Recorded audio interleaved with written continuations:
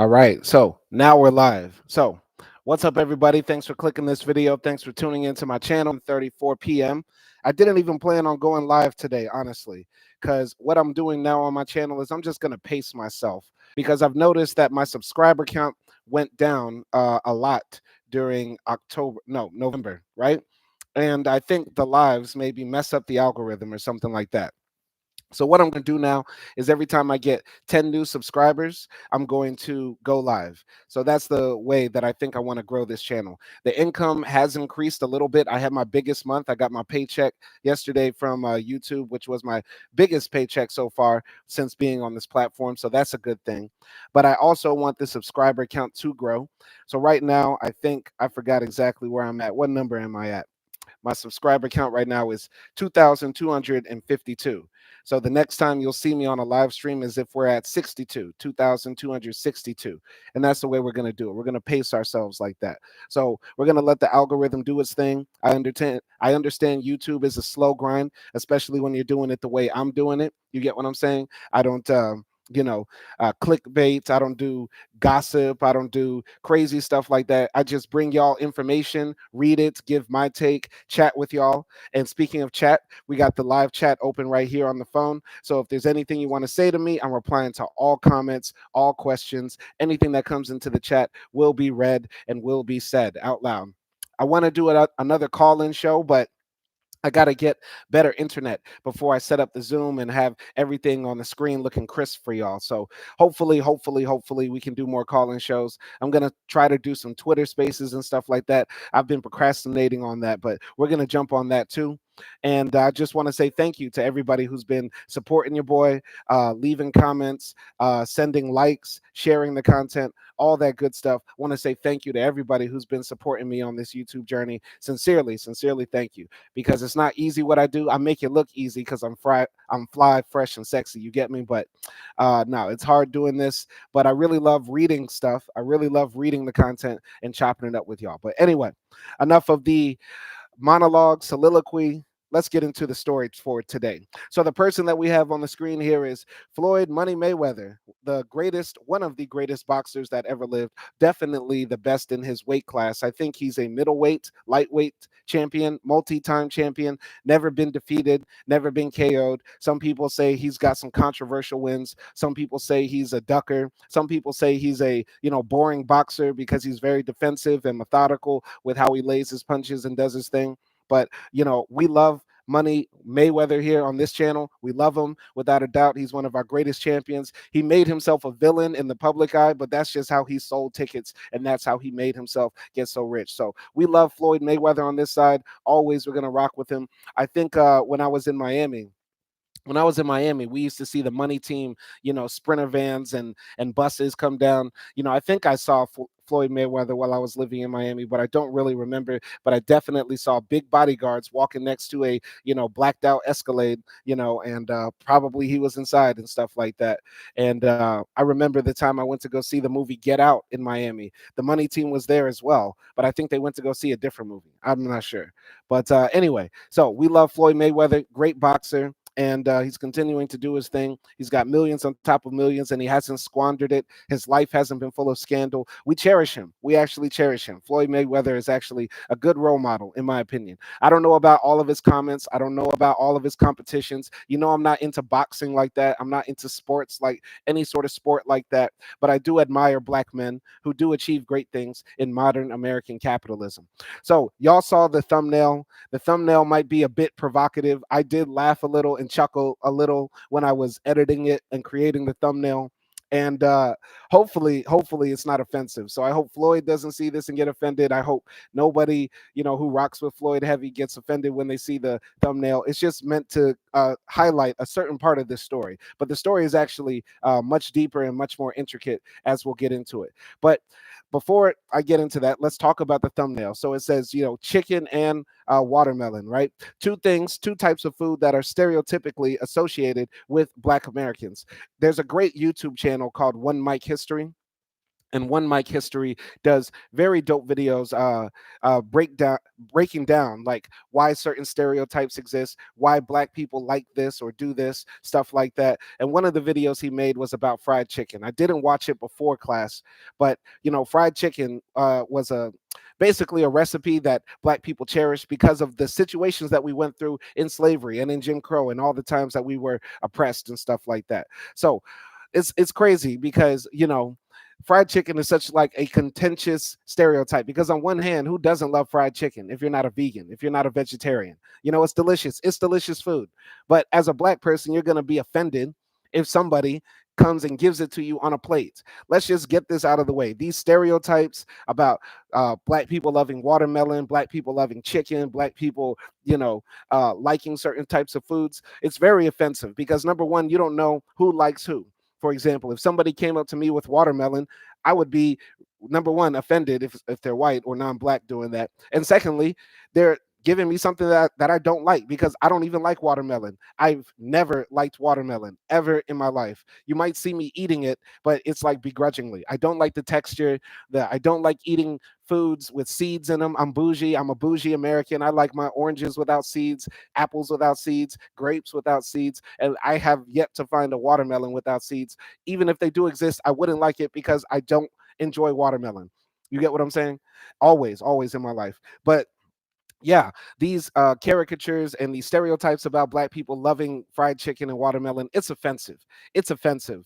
You get what I'm saying? There's like a Dave Chappelle joke when he's like on an airplane, right? And Dave Chappelle is sitting in the first class seat, and the stewardess comes by and says, "What would you like to eat today, sir, on this intercontinental flight or something like that?"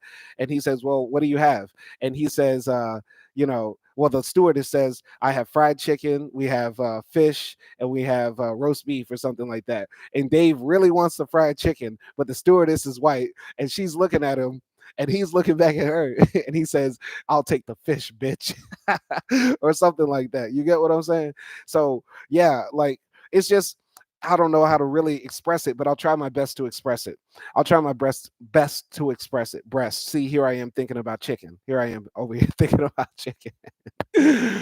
We don't want to play into certain stereotypes, because being black in this world, you have a double consciousness, like W.E.B. Du Bois said, right? We have what the world expects of us, and then we have how we see ourselves and the Americanness in ourselves, or the identity that we have for ourselves. But then we also have the perceptions that people put on us. It's a very unique identity that black people have, because we have to be cognizant of others' perceptions of us just to be alive, just to be safe, because I can't do certain things or say certain things or act in certain ways and expect my safety to always be there. Do you get what I'm saying? So that's why we have to, be, how can I say this, uh like careful with what we do. And some black people are like hella cautious with what they do. You get what I'm saying? Even if they like watermelon, or if they like fried chicken, if they're hanging out with a group of white people, they might not want to eat that fried chicken or watermelon in front of them, because they don't want white people over there thinking, "Oh, look at Simon over there just munching down on that chicken. He must love that chicken. He's everything that we thought he was." Because we don't want to be what you think we are. We want to be ourselves. But unfortunately, we live in a world of white supremacy and racism where, we have to make sure that our outward image matches our inward image, and that we're authentic to ourselves, meanwhile being non-threatening to you, or not playing into the stereotypes that you set, because those are traps set up for us to constantly, be, how can I say this, dehumanized. Do you get what I'm saying? So that's why these sorts of memes, these sorts of ideas are not cool. Not cool. I even told my wife. I told my wife one time, we were walking into KFC when we were traveling abroad. I said, "I'm not eating fried chicken no more, because I'm the only black person that I see in this country. I can't be walking into KFC ordering a bunch of fried chicken, because who knows, the guy behind the counter might be thinking, 'Oh, look, there's a black man,' and he's going to order a bunch of fried chicken. I can't be doing that. So I order salads at KFC now. I don't get no buckets. I don't get no wings. I don't get no breasts. I don't get none of that. None of that. None of that ever, ever, ever. You get what I'm saying? So, yeah. Let's get into the story now. Let's get into the story. So, the story that we're going to jump into is very real, but it does have the elements about the chicken and watermelon we're going to get into. So, from ring to real estate, Floyd Mayweather exposes a possible mega mansion tax scam. Exclusive. The undefeated boxing champion wanted to buy a mega mansion in Bel-Air. Instead, he got pulled into a seamy underbelly of something that hints at illegality from with a former doc turned real estate developer. This was published on November 20th, 2023 for Los Angeles Magazine.com. All the links for everything I'll read today is in the description, so check it out. So, this is a picture here of Floyd Mayweather in the ring before beating Logan Paul in an exhibition boxing match at Hard Rock Stadium on June 6, 2021 in Miami Gardens, Florida. I think I watched that match, and yeah, Floyd like embarrassed that boy. Anytime Floyd gets in the ring with anybody, he embarrasses them. I remember watching the Conor McGregor fight with Floyd, and that was embarrassing. Like I kind of thought low key Conor might have had him in the first two rounds and stuff like that, because Conor came out there with a lot of energy and strength, but by the end, by after 12, I think, yeah, he was worn down, tired, barely holding on. Floyd was holding that man up. It was embarrassing. Sick freak show. That's what it was. But yeah, right now in the zeitgeist, everybody's talking about these scammers. DJ Envy is a scammer. Caesar Pena is a scammer. Jay Morrison is a scammer. Who else is a scammer? Dr. Boyce Watkins is a scammer. Everybody's talking about scams, and they seem to be pointing at black and brown people. But we have to remember that the number one scammers in America are white collar criminals who usually don't look like us. And so usually they get to slide under the radar. Their faces aren't all over the TV and all over our social media feeds and that sort of stuff. So we have to remember that. Let's go here. So, Floyd Money Mayweather, widely considered the greatest boxer in the world, thought he had finally found the perfect Los Angeles hideaway, a 35,000 square foot, 12 bedroom, 17 bath property tucked high in the hills of Bel-Air and with all the amenities of a luxury resort. He hoped the super mansion at 1200 Bel-Air Road would be the perfect place to live and work for his four children, first grandchildren, and the entourage behind his company, the Money Team. The private palace was just down the street from Jay-Z and Beyonce, complete with an elevator for his car collection, a scalable rock wall in the gym, even a vodka tasting room outfitted with fall fur stoles. I don't know what a stole is. This is rich. This is next level of richness, something that I probably won't see. I probably won't see it, but that's okay. But I have to say this. A lot of people give Floyd flack for always flashing his money, but I would say this: if you work hard for it, if you grind for it, if you give your blood, sweat, and tears and life for it, like Floyd did, do whatever you want with your money and don't worry about the haters, is what I would say. Though I think you should reinvest that money into places where you come from, because it's up to all of us as people, as black people, to make sure that we make it to that finish line, that we make it to that promised land. So I think Floyd probably does a lot of charity work or community work, possibly, but he's mostly known for flashing his money, making it rain at the strip club, buying extravagant cars and that sort of stuff. And hey, it might be inspirational for some. It might make other people seethe inside, but who cares what they think, as long as you know that you're good with yourself, you worked hard for it, you earned it, you didn't steal it. Because think about it, man, we don't give that same sort of flack to, you know, a Bob Johnson or the other richest black man in America or Oprah. They worked hard for it. They worked hard for what they got. But you want to give flack to Floyd Mayweather because he's a young black man and he buys, luxurious things and does conspicuous spending. Not cool. I'm gonna jump here. So the initial showing of the modern construction came in 2021, courtesy of its developer, retired emergency room doctor Joseph Engeloff, a swaggering man who's licensed to carry a firearm as a reserve police officer for a small town in Idaho. He has the orchestral theme to The Godfather as his ringtone, and it goes off more than once as Mayweather was escorted around the three-story home, passing the dazzling 44-foot chandelier at its center and taking in the 6,000 square foot nightclub with crystal embedded walls, ventilated cigar humidor, temperature regulated wine room, movie theater with custom leather seats, and a pool complete with hydraulic screens. Every room is outfitted with bespoke furniture pieces flown in from Milan. So yeah, man, this doctor that he's meeting up with, hella rich, living like Scarface, man. Trying to, I wish I could go back in time and become a become a doctor or something, man. These dudes be balling. The crazy thing is, in America, there's so much property out there in like Idaho and rural parts of California and stuff like that, in Montana and whatever. You can build like a sprawling estate. It's crazy. We got so much land, and people think that we don't have enough. People think that, oh, America's full, no more immigrants and all that sort of stuff. Well, hell, if we don't have enough space, how can somebody can build a 6,000 square foot nightclub inside of his home? Come on now, that's crazy. So, a house for a buyer like Mayweather in mind. The mansion was so grand, Ingeloff dubbed it La Fin, French for the end. The spec house was nearly 10 years in the making, with the asking price to show for it $139 million.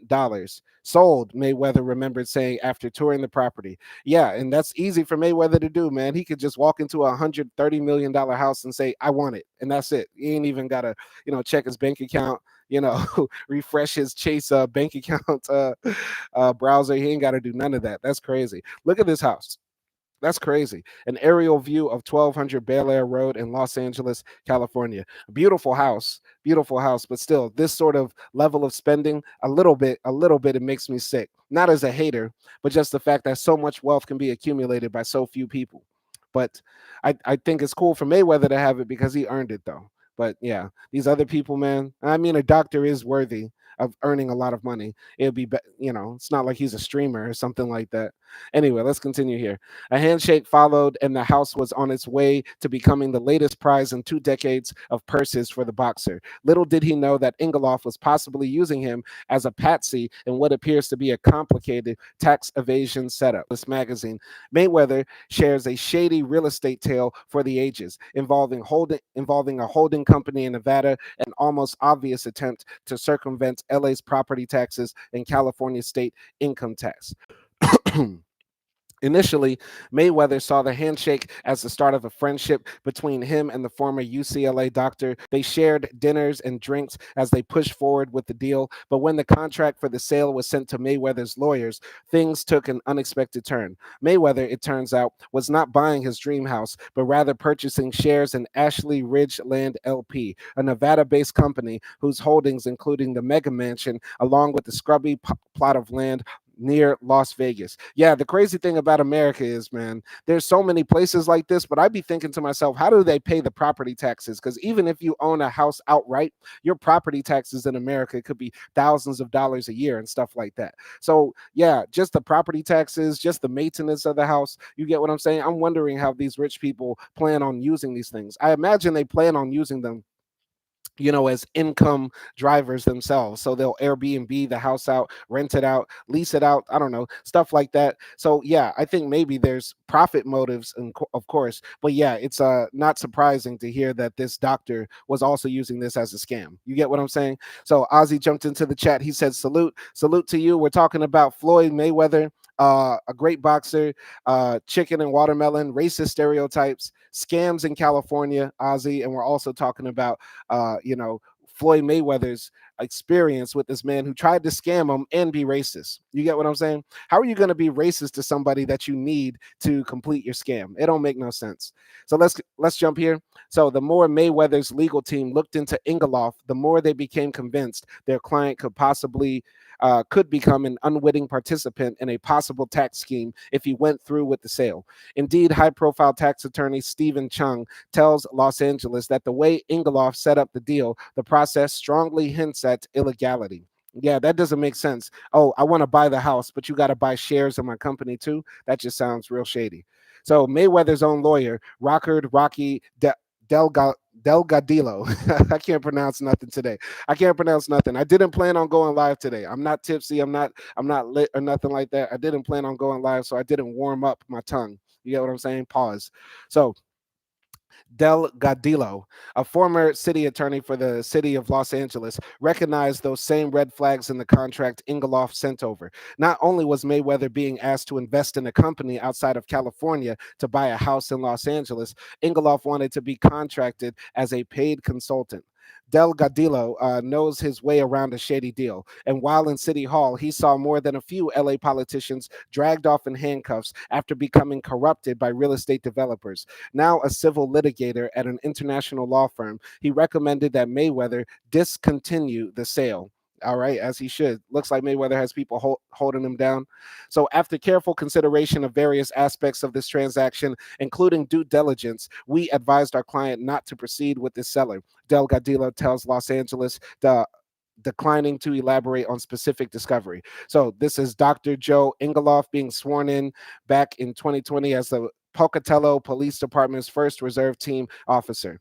So this is the guy right here that was being racist to Mayweather, and he looks pretty brown himself. The crazy thing is how many people, and I know I haven't talked about the racist part yet, but it's coming up. It's coming up. But listen, how do people this brown, this tan, feel like they can talk down to black people? It's like, when somebody's brown or off white, they feel like they gotta, be extra rude to us or mean to us or mischievous with us just to feel better about themselves or something like that. And yeah, getting into positions of power, knowing he's gonna hold some crazy views about black people, man, it's not cool. But yeah, man, this guy was just, he's an ass. He's an ass. Part of me also really wants to stop putting black men in the thumbnails of my videos when I be talking about racism, because I feel like on one hand, I use the black men who are famous like Mayweather. Mayweather might give this video more clicks than some random white guy who's just a cop and a doctor, right? But a part of me is also like, I should make them famous. If they want to try to humiliate our people or discriminate against us, we should make them famous rather than, just put our brothers on Front Street. So I'm just going to continue here. That's just something I think about. Anyway, Mayweather said his team was also concerned that Engeloff has possibly avoided paying some income taxes for years on his considerable wealth in California by setting up a Nevada residence, one that he apparently never or rarely lived in. It's not an uncommon tactic by the super rich, Chung said. California's tax agencies are very familiar with those who try to falsely claim Nevada residency. A variety of factors determine someone's true tax residency, the most important being where they hold professional licenses and where their children attend school. If Engeloff was housing a California property under a Nevada corporation, he may also have to register the entity with the California Secretary of State as a foreign corporation. Interesting. Interesting. So, a search of registered California businesses did not turn up Ashley Ridgeland LP. So, Mayweather was sad to let the house go, but completely unwilling to cheat the system just so he could move to Bel-Air. Raised by a mother who battled crack addiction and a father who was in and out of jail, Mayweather and his siblings relied on taxpayer subsidized welfare to survive a chaotic childhood jettisoned between Michigan and New Jersey. And see, that's a good thing that Mayweather decided to walk the straight and narrow, because I'm sure at his tax level or his income level, Mayweather probably gets all sorts of scammy deals. Like Cesar Pena probably came up to Mayweather and stuff like that. You get what I'm saying? But when you're a very successful black man and stuff like that, you can't be doing crazy schemes like Mr. Engeloff here. You can't be saying, "Oh, I'm gonna hide my income from the tax agency in California," because what does he have to lose? He's not gonna go. He's not gonna get as punished as hard as we are. Nobody's gonna try to ransack his entire bank accounts and stuff like that. These are the same people who hold their hand up to swear that they defend the Constitution and defend the state and defend the public. Are the same people who often try to defraud the public by not paying their fair share in taxes. And listen, nobody likes paying taxes, but how do you say you really love America, really love California, really love Nevada, really love anything if you don't want to pay for it? If you don't like your government, just say that. But don't say, "Oh, I love America. I'm a true patriot, and these other people aren't true patriots." Meanwhile, you're withholding millions of dollars in taxes that can go towards building schools, bridges, roads, hospitals, that sort of stuff. And people like Mayweather, a lot of people might look at him and think, "Oh, he's so crass, he's so rude, he's so crude because he spends his money willy-nilly." But listen, when you're a black man who comes from the bottom, and you're smart enough to not get tricked out of your position all of these years to maintain your wealth like Mayweather did, you follow me?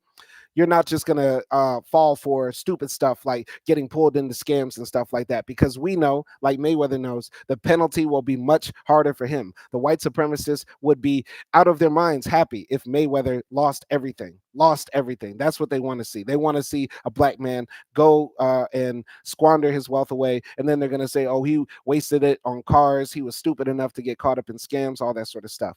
I'm going to jump right here to this part.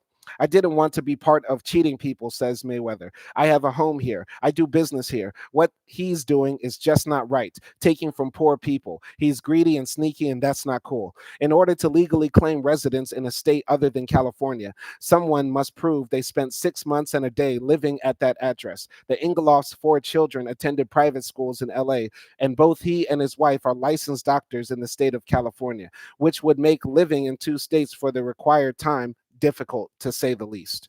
In an email exchange with Los Angeles, Ingeloff explains that he and his wife, Gilat, also a doctor, had considered a move to Las Vegas in late 2020 and 2021, writing, the move was predicted. No, sorry. The move was predicated on us both being able to practice medicine in Nevada, and as such, we applied for the Nevada Medical Board in early 2021. At the same time, we registered two vehicles in Nevada in anticipation of the move, not to avoid paying California taxes. So he says, but hey, if you're this mega rich millionaire, why don't you just up and move? You have enough money to splurge on a mansion. You're able to up and move to Nevada and just set up if you really want to do that. And you can apply to hospitals and start practicing medicine. All right, I'm going to continue. But a review of Nevada Department of Motor Vehicles records shows Ingeloff registered a Tesla using a Las Vegas address in 2013, and a year earlier he registered a BMW using a different address in Sin City. Carfax shows those same cars being serviced in Beverly Hills multiple times, but never in Nevada. Ingeloff did not respond to a request for clarification. All right, then there is the issue of whether the Ingeloffs violated Nevada law by voting in that state. Clark County, Nevada election department records show both Joseph and Galat Ingeloff registered to vote in Nevada as far back as 2014. When Ingeloff was asked if he voted in Nevada, a state he does not reside in, he said no. All right. So, wow. Okay. Interesting. I hope this guy is not a Republican. I hope Ingeloff is not some Republican talking about voter fraud as the issue. Meanwhile, he's out here committing blatant voter fraud. He probably wanted to vote in Nevada because Nevada can be kind of a swing state. Nevada can go red or blue. And I assume this guy is a Republican because he's racist. He's trying to hide money. He's doing white collar crime. He sounds bad. He sounds like a bad dude. So I'm just going to assume he's going to be a Republican. I don't know. I'm just going to assume that. I'm putting him on that. So let's go here. So, however, one record obtained by Los Angeles indicates that he voted in the 2016 general election there. According to the Nevada Secretary of State's website, any person who willfully falsifies a voter registration application is guilty of a Category E felony. Ingeloff did not respond to a request for further explanation other than to provide a Clark County voter registration form for 2022 that shows him changing his registration back to the address of his Beverlywood mansion. All right, so yeah, this guy's committing voter fraud, big scammer, nasty energy. Still, it seems Ingeloff was hardly shy about his determination to circumvent the system. According to Giomara Cortez, a former notary at Wells Fargo Bank's Beverly Hills branch, Ingeloff bragged about beating taxes after she questioned him about the Nevada driver's license he presented to her to get paperwork notarized. I asked him, I thought you lived here in LA. He said that he was using Nevada to avoid paying taxes. I know he's very wealthy, so I was very shocked. Cortez tells Los Angeles, I work very hard for my money and I pay a lot of taxes. He was proud of it, like he beat the system. It's very disturbing that he is bragging about beating taxes. Disgusting, actually. Absolutely, man. If you're a millionaire, just pay your fair share in taxes. America gives you so much. The U.S. gives its richest people so much. Y'all get all sorts of tax breaks, all sorts of loopholes, all sorts of incentives. You are able to become wealthy in the wealthiest nation in the world, where 40% of Americans don't have two pennies to rub together, including me. At least give back to the nation. But nope, y'all just want to hoard your money. Y'all are nasty and gross. Ingeloff calls that Ingeloff calls that assertion 100% a lie, adding in his email, I never said anything like that or even close to that. Ingeloff also notes that Cortez is tied to Mayweather Associates and the Money Team, and she is among those named in a complex web of lawsuits connected to the boxer, his associates, and to the real estate developer. One such suit involves a 2021 exhibition bout between Mayweather and influencer Logan Paul, negotiated in the friendly stages of the Bel-Air house sale. Ingeloff says he wired Mayweather $1.4 million to invest in the bout's ticket sales. The boxer, Ingeloff claims in legal filings on behalf of another Nevada-based company, Yogi Securities Holdings, LLC, promised him profits from ticket resales at higher markups, but those monies were never paid when the exhibition fight ended in a draw. The lawsuit also alleges that Mayweather and his associates reinvested that money without permission. All right, so he's trying to say that Mayweather's a fraud. Mayweather's a fraudster too, or Mayweather's tied to fraud somehow. So Mayweather denies those claims. The suit is ongoing. He was real cool with me at first, says Mayweather of Ingolf, but then Mayweather says he saw an ugly side of the retired doctor and his wife. So this is the part where the racism comes out here, which is crazy. So the Ingolofs, Mayweather said, invited him to their sprawling home for a dinner party. There were platters of sushi, but for Mayweather, Galat, he says, brought out fried chicken in a silver ice bucket without utensils. Mayweather said he was stunned by the seemingly casual racism, which was reinforced when Ingolofs served a tray of watermelon. Okay, see, that seals it right there. See, if it was just the fried chicken, because you know what, I'm gonna keep it real. Even though most white folks don't wash their chicken, I'm pretty sure a lot of them at least fry their chicken. You know what I mean? Because everybody loves fried chicken. Everybody loves fried chicken. Don't put that on me because I don't eat fried chicken no more. I don't eat fried chicken no more. But if you like fried chicken and you're black, there's nothing wrong with that. But there is something wrong with white people, white Americans especially, because if you grow up in America, you definitely know this stereotype. Do not give black people fried chicken. Don't do it. It's not cool. It's not cool and it's blatantly racist. Unless the black person asks for fried chicken, don't give them fried chicken. Period. Period. And if you put the point on the exclamation by bringing out watermelon too, you might get packed out. You might need to get packed out. Somebody might need to see you with some fists and talk to you really, because you going over the top with it. That's crazy. That's crazy. Now, white people eat watermelon too. White people have watermelons in their fridge too. White people fry chicken too. But if you serve them to a black guest at your house at the same time, and this is the first time y'all are meeting, and he has never expected to be served fried chicken, it wasn't on the menu. You didn't call him beforehand. You didn't send a text, nothing like that. That's racist. Hella racist. Hella racist. Period. Period.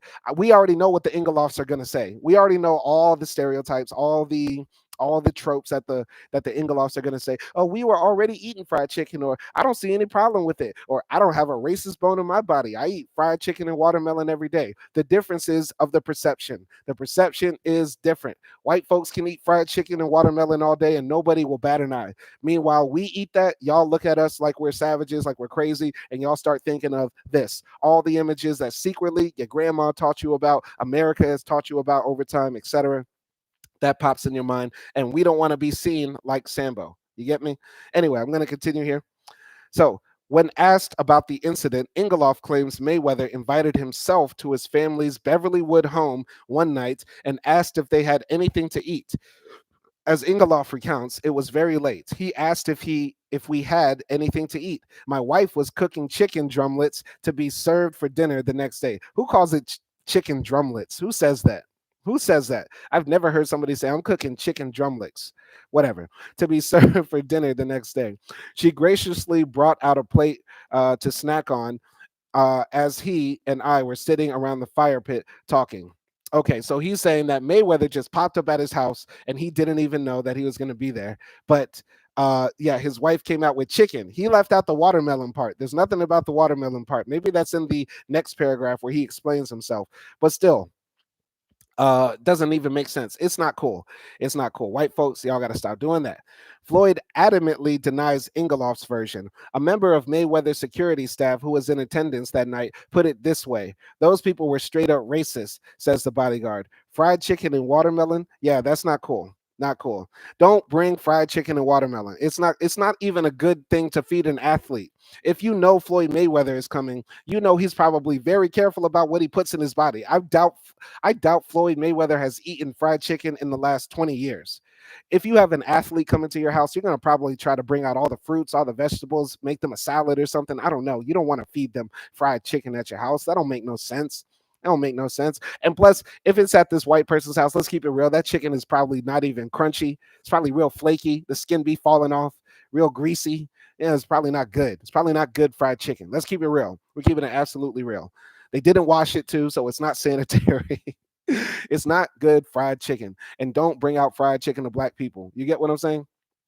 So, Floyd Mayweather, boxing legend and businessman. All right, we already read that. So, for his part, Mayweather says he is fully aware of the perception many have of him and his past troubles, including spending 90 days in jail in 2011 in connection with one of several domestic violence convictions he accrued in his early years as a boxing champion. He acknowledges the pain he caused and said he lives to make amends for what he calls the wreckage of his past. Okay. Yeah, this is the thing, man. Floyd's on a tightrope like any black man at this level. If you're a black multimillionaire celebrity, you're walking a very tight rope. Like Diddy. This is like what I said in my Diddy live stream about Cassie. They would love to see Diddy fall off. And I really think Diddy might be falling off in the next few years, maybe lose all of his money, all of his endorsements, all that sort of stuff. Floyd Mayweather is on the same type of time. You get what I'm saying? People like Floyd Mayweather have to be very careful about what they say, what they do, and what they get involved with. And getting tied up in this scam could have been his downfall. Luckily, he took a step back, especially after the man was being racist towards him. Man tried to poison me with fried chicken, then get me caught up in a scam? You must be crazy. So, in his email, Ingeloff scoffs at the notion the 53 and 0 boxer is today trying to live a better life, writing, "In my opinion, Floyd Mayweather is no different than Bill Cosby and Harvey Weinstein," and claims the champion stiffed him out of millions of dollars. No, no, no, no, no. See, man, I hate when criminals start trying to point the finger at other people. Man, you are a tax evader. You are a voter fraudster. You are a fake ass cop. You're a weak ass doctor. You're ugly as hell, Mr. Ingeloff. You're all thumbs down across the board. Why are you trying to point at Floyd Mayweather? He's only achieved great things with his life. He worked his way up. He picked himself up by his bootstraps, as you guys like to say. Yet and still, you want to compare him to Bill Cosby and Harvey Weinstein just because he fought with his broad one time and got punished and then did his time for the crime. Meanwhile, you're walking around unpunished in society, Mr. Ingeloff. Oh, the hypocrisy. So, when pressed about the real estate contract that Mayweather's attorneys were concerned about, Ingeloff wrote that he was the party that pulled out of the deal because the boxer could not raise sufficient funds. And as far as the consultancy clause, he claims he offered to work as a consultant to help Mayweather decorate the palace, a mansion the champion owns outright in Las Vegas, an assertion the boxer calls ludicrous. It's worth noting Ingeloff's Laughlin is not the developer's only wildly expensive and controversial real estate project. He was connected to another Bel-Air behemoth christened The One, a spec mansion that was considered the biggest in the world, asking price $395 million. It's crazy how much money is flying around in this world and how much money people have to spend. Meanwhile, people go hungry. So, how did that deal end? The One sold for less than half at a bankruptcy auction, and its owner, Ingeloff's one-time partner, Niall Niami, abruptly left LA as he was hit with a slew of lawsuits over the sale, including one filed by Ingeloff, who said he lost $30 million in the failed deal. Several sources tell Los Angeles that the development is being eyed by federal investigators. See, this guy is under federal investigation, suing his own business partners. Everything he does is shady. Meanwhile, he want to compare Floyd Mayweather, a man who worked hard for his money, to Harvey Weinstein. Number one, Floyd don't have to take it. Harvey Weinstein had to take it.